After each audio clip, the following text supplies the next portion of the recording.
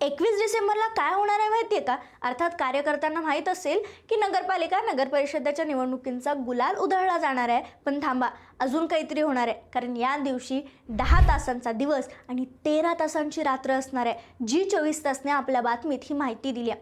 या संदर्भातील माहिती ज्येष्ठ पंचांगकर्ते व खगोल अभ्यासक डा. कृ. सोमन यांनी दिल्याचं या बातमीत सांगितलंय.